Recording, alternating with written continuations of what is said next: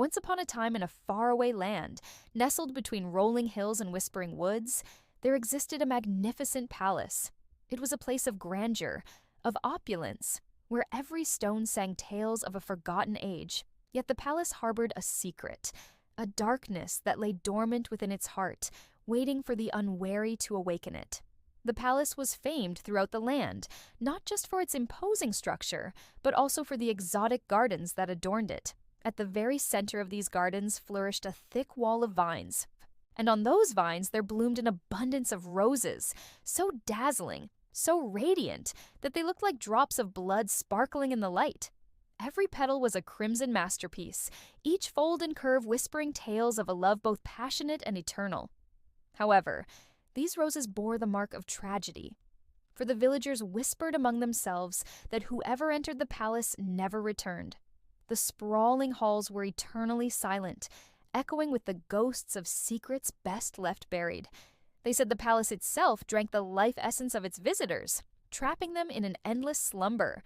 But no one knew for sure. No one had ever discovered the reason behind the palace's chilling reputation. One day, two travelers, Edward and Amelia, wandered through the dense forest that surrounded the palace. Edward and Amelia were a couple deeply in love, their bond as strong as the oak trees that dotted the landscape. As they walked, they shared stories, their laughter mingling with the birdsong. Theirs was a love story that seemed destined to have a happy ending, until fate led them to the edge of the Whispering Woods. Before them stood the imposing entrance of the Rose Palace, its grandeur almost overwhelming.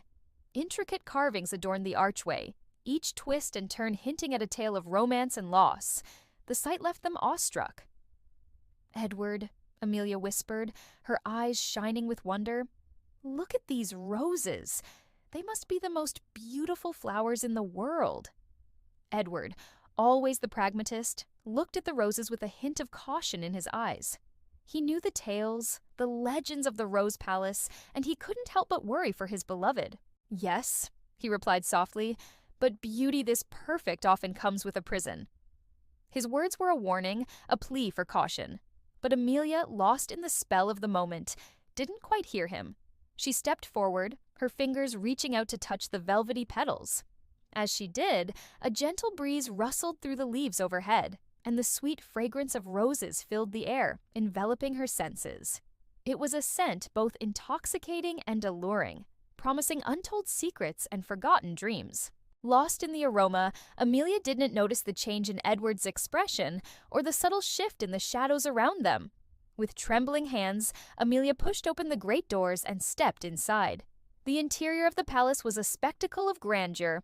Marble floors gleamed beneath golden chandeliers that glittered like fallen stars.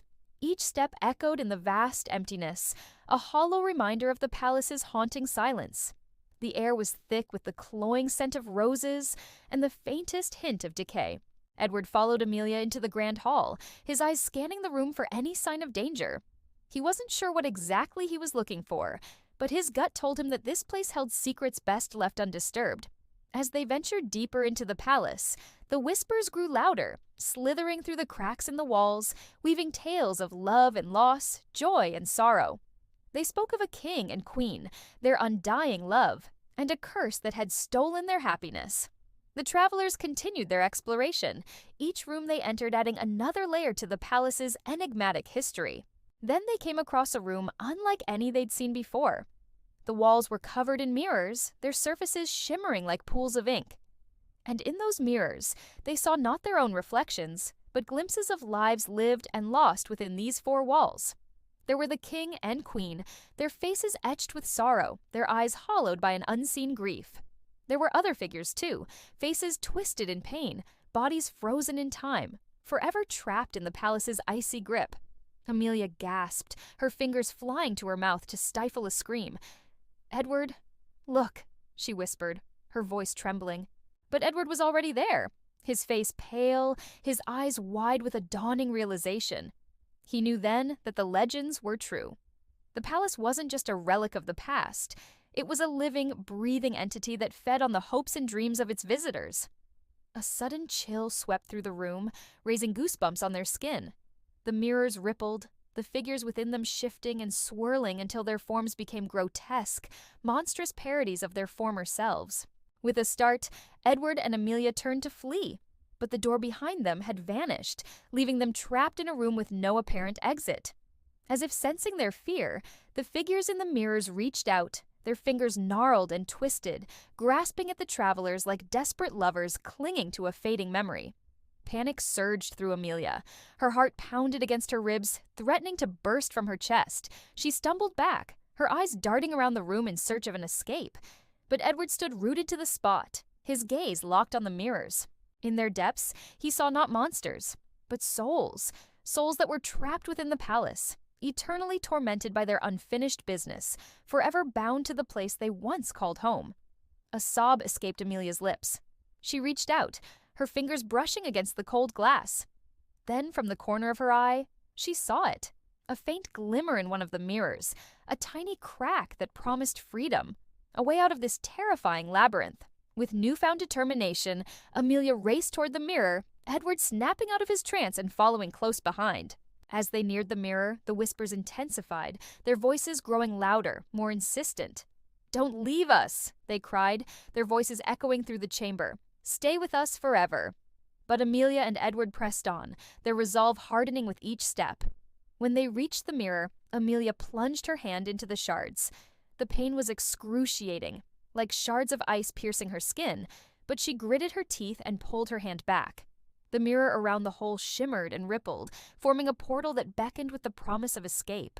Without hesitation, Edward and Amelia stepped through. They stumbled out onto a path bathed in the warm glow of sunset. Behind them, the mirror sealed, the portal disappearing, leaving only the crumbling remains of the palace and the rustling of leaves in its wake.